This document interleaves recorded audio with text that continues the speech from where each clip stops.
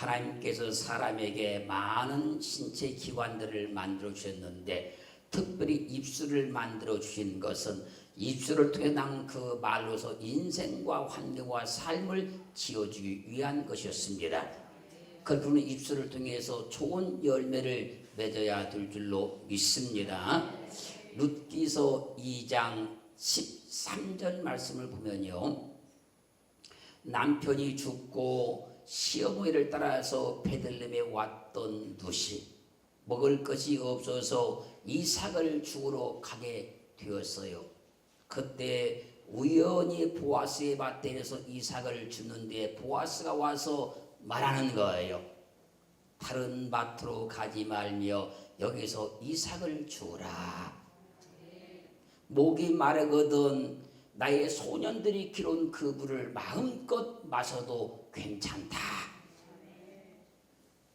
룻이 보아스의 이 호의에 나는 이방 여인이언을 당신이 어찌하여 내게 이 은혜를 베푸시며 나를 돌아봐 주시나이까.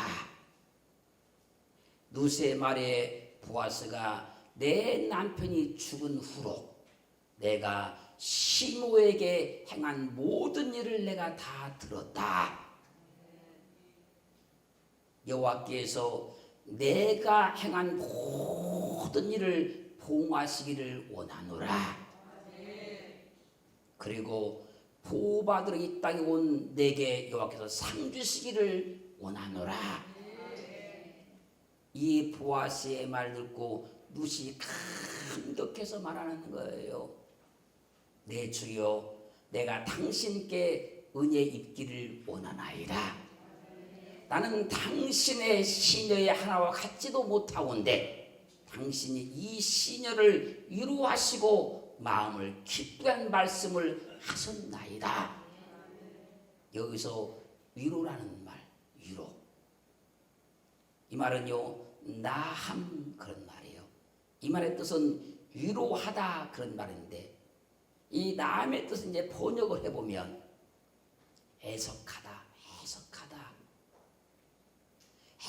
해석한 마음으로 말하는 것을 위로라 그래요. 슬픔, 동정의 표현, 이걸 몸으로 육체로 표현한 것을 위로라 그래요. 세상살이 힘든 사람에게는 위로가 필요합니다.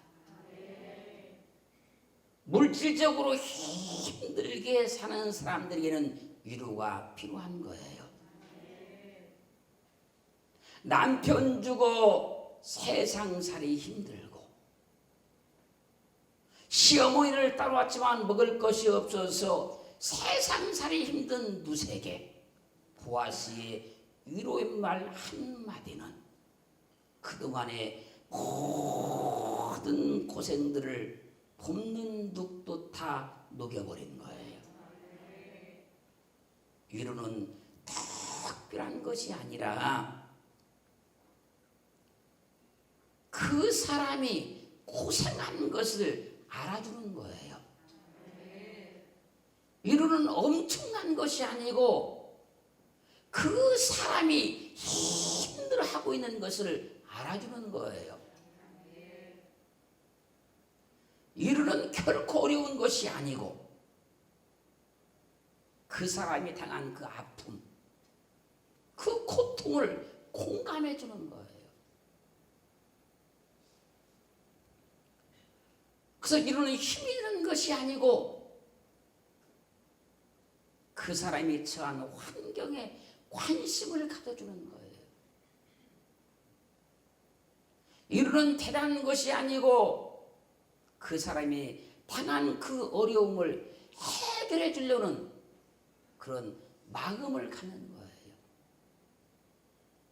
우리는 입술의 열매를 통해서 복을 받기를 원하면 사람의 아픈 마음을 위로하는 말을 많이 해야 됩니다.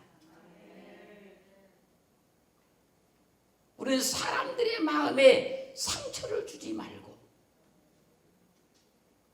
상처받은 마음을 위로하는 말을 많이 하는 복된 입술을 갖기를 주의 이름으로 축원합니다.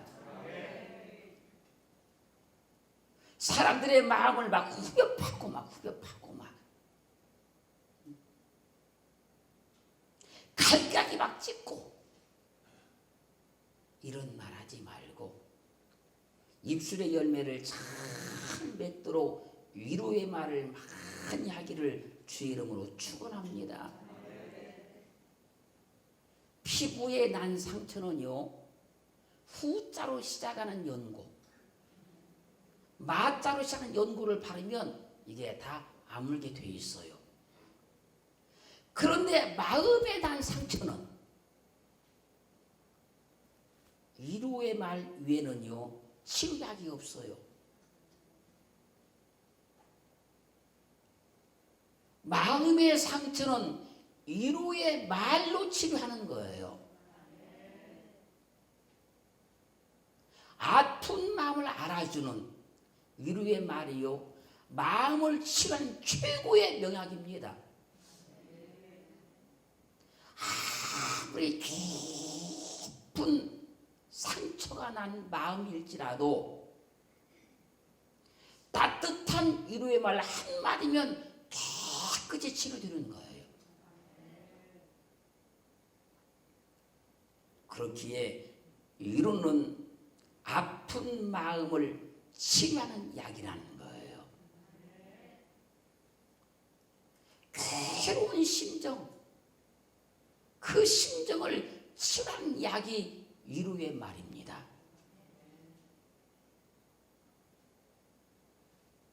위로를 받고 싶어서가 아니고 힘들고 어려울 때는 누구나 다 위로가 필요한 거예요. 힘들고 어려울 때 위로해주면 죽고 싶다가도 용기가 생기고 소망이 생깁니다. 자살한 사람은요, 정말 힘들어할 때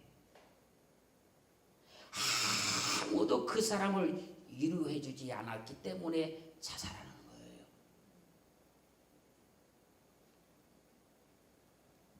이미 마음에 큰 중병이 들어있어서 힘들어 죽겠는데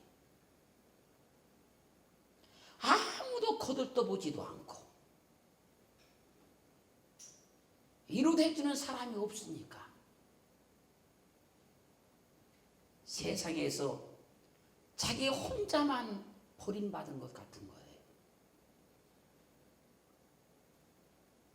자기는 버림받았다 생각하고 세상에 대해서 너무나 섭섭하고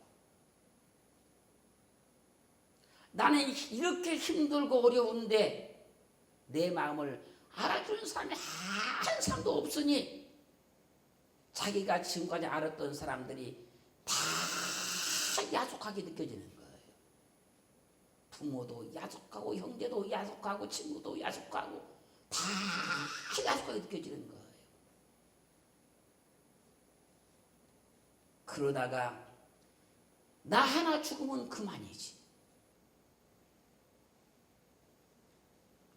니네들이나 잘 살아라. 완전히 자기를 자포자기하고 자살하는 거예요. 그때 누군가 한 사람만 그 사람을 위로해 줬으면 절대로 안 죽어요. 어떻게 자살하는 사람의 심정을 그렇게 잘 아냐고요?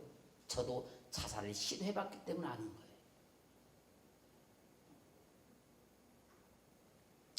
모든 사람은 위로를 받아야 할 사람이지 위로가 필요 없는 사람은 세상에 아무도 없다는 거예요. 어린이, 청소년, 청년, 장년, 노년 다 위로가 필요한 사람들이에요. 어린이는 어린이대로 어려워요. 청소는 청소대로 살기 힘들어요. 청년들은 청년대로도 힘들고 살기 어려워요. 장년도 마찬가지고 노년도 마찬가지고 다 살기 힘들고 다 어려운 거예요. 그렇게 이 땅에 사는 모든 사람들은 다 위로가 필요한 사람들인 거예요.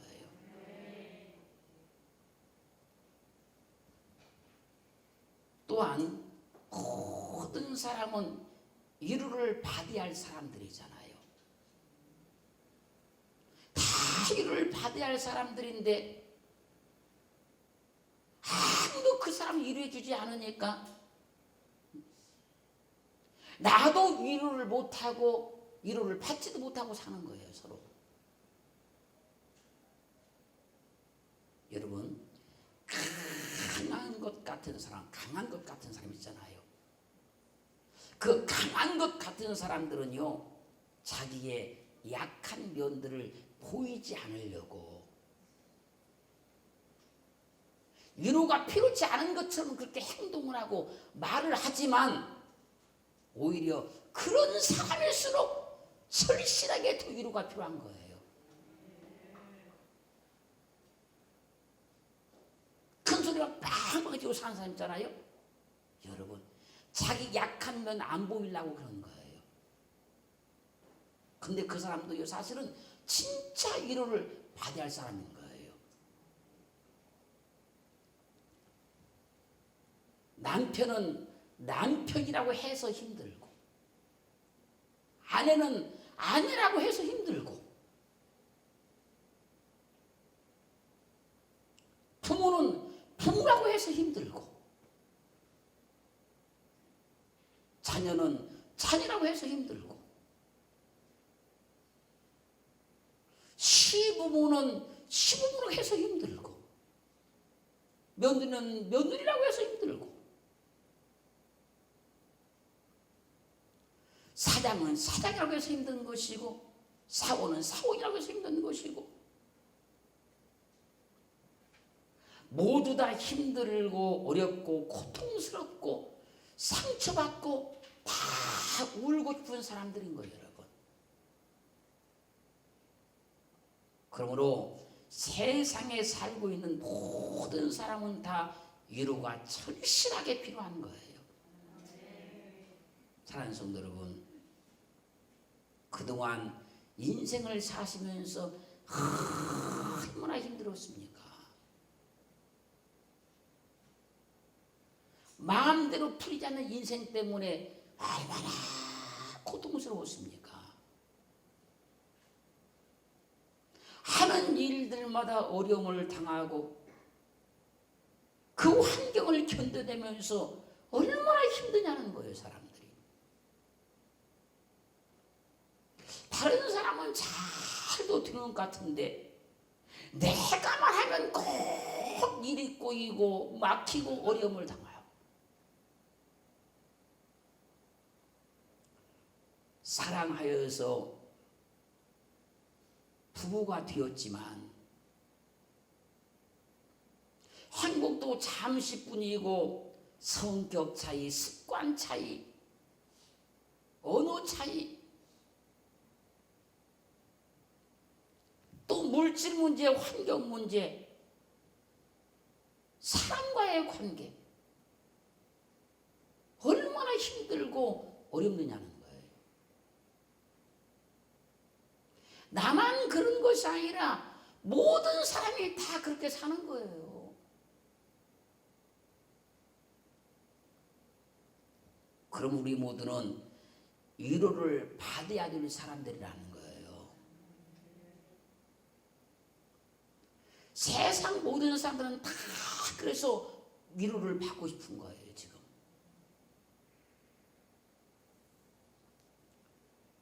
창세기 47장 9절 말씀 보면요,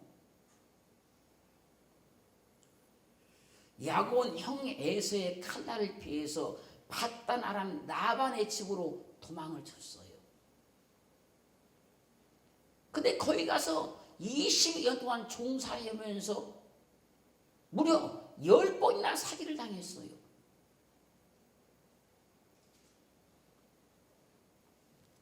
성경은 말씀하는 거예요.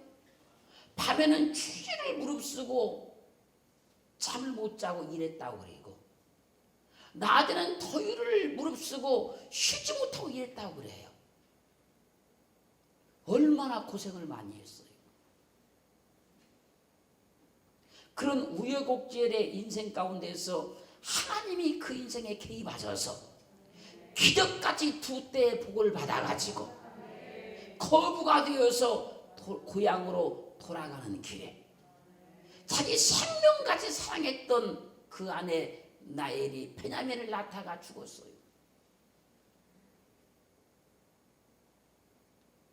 야곱은 어미도 없는 베냐민을 애지중지 키웠어요.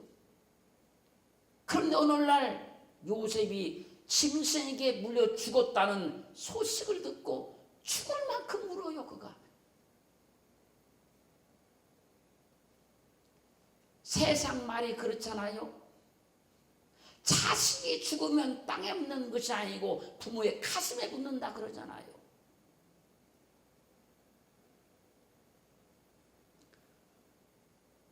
그 요셉이 죽은 줄 알고 야곱이 가슴에 묻고 눈물로 하루하루를 살아요. 그런데 죽은 줄만 알았던 요셉이 애굽의 총리가 되었다는 소식을 들어요. 애굽의 총리가 된 요셉의 인도로 야곱이 그 가족들을 다 건드리고 애굽으로 이주해 갔어요. 그때 파로가 말하는 거예요. 뭐 야곱 선생 그랬는지 어르신 그랬는지 아들 잃어버리고 아들 죽은 줄 알고 그동안 얼마나 애태우고 고생하며 사셨습니까? 그때 야곱이 자기 인생을 한마디로 말합니다. 내가 우리 조상들이 살았던 연세에는 내가 부족하지만 내가 험악한 세월을 보내었나이다. 여러분, 사람들은 오래 살든 짧게 살든 험악한 세월을 사는 거예요.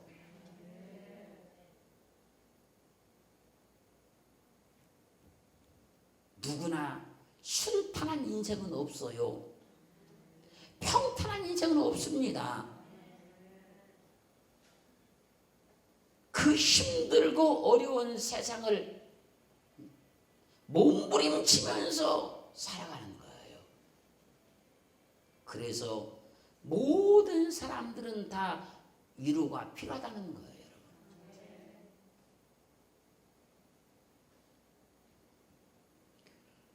계시록 7장 16절 17절 말씀 보면요, 주님을 믿고 천국에 이른 사람들을 향해서 저희가 다시 추위도 아니하며 목마르지도 아니하고 해나 아무 뜨거운 기운에 상하지 아니할지니 이는 보호자 가운데 계신 어린 양이 저희의 목자가 되어서 생명주 샘으로 인도하시고 하나님께서 저희 눈에서 모든 눈물을 씻어 주실 것입니다. 사람들이 천국에 갔다는 거예요. 간다는 겁니다. 그럼 주님께서 오셔서 하시는 첫 번째 일이 뭔가 하면 네가 세상에서 얼마나 고생했냐, 얼마나 힘들었냐, 와서 눈물을 닦아준다는 거예요. 계시록 21장 3절로 4절 말씀에서도 내가 들으니 보좌에서 큰 음성이 나서 가로되 보라 하나님의 장막의 산과 함께 있음에 하나님이 저희와 함께 거하시리니 저희는 하나님의 백성이 되고 하나님은 친히 저희와 함께 계셔서 모든 눈물을 그 눈에서 씻기심에 다시 사망이 없고 애통하는 것이나 곡하는 것이나 아픈 데 다시 있지 아니하리니 처음 것들이 다 지나갔음이로라. 여러분, 사람들이 세상에 태어나서 살면서 얼마나 힘들고 어렵고 고생했으면 천국에 갔을 때 주님께서 첫 번째 하신 것이 뭡니까? 그 눈에서 눈물을 닦아준다는 거예요. 얼마나 고생 많았냐, 얼마나 힘들게 살았냐.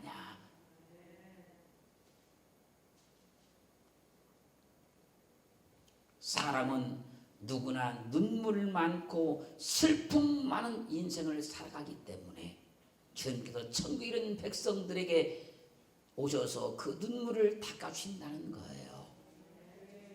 그걸 위로라 그래요.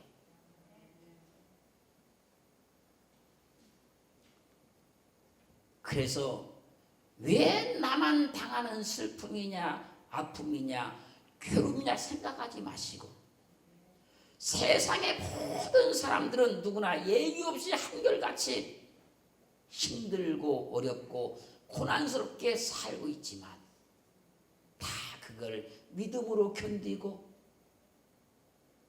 정신력으로 견디고 소망을 가지고 견뎌가고 있는 거예요. 그래서 야곱은 말하잖아요. 내가 험악한 세월을 보냈나이다. 이 말을 다른 말로 하면 그러잖아요. 난 산전수전 다 겪으며 살았습니다.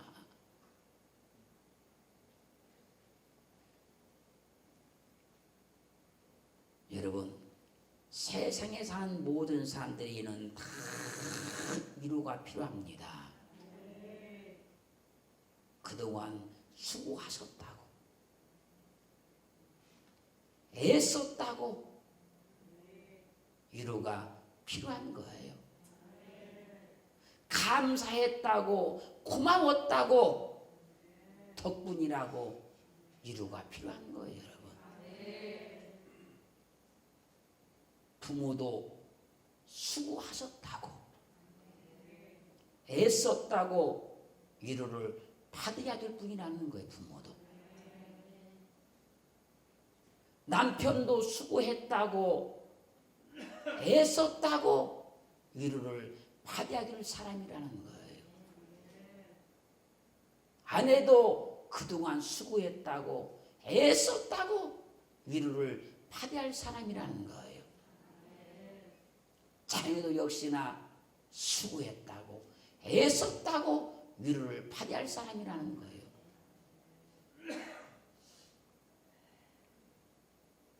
우리는 서로 수고를 알아주고 고생을 알아주고 서로 위로하고 서로 위로받아야 할 사람들이라는 거예요. 당신이 뭐를 했느냐고. 뭐 했어요? 와서 아들, 딸 놔줬지요. 당신이 한 일이 뭐냐고. 공격하고 상처를 주지 말고 서로 수고를 알아주고 고생을 알아주고 그 노력한 것을 인정해주고 애쓴 것을 알아주고 위로하고 위로를 받아야 된다는 거예요.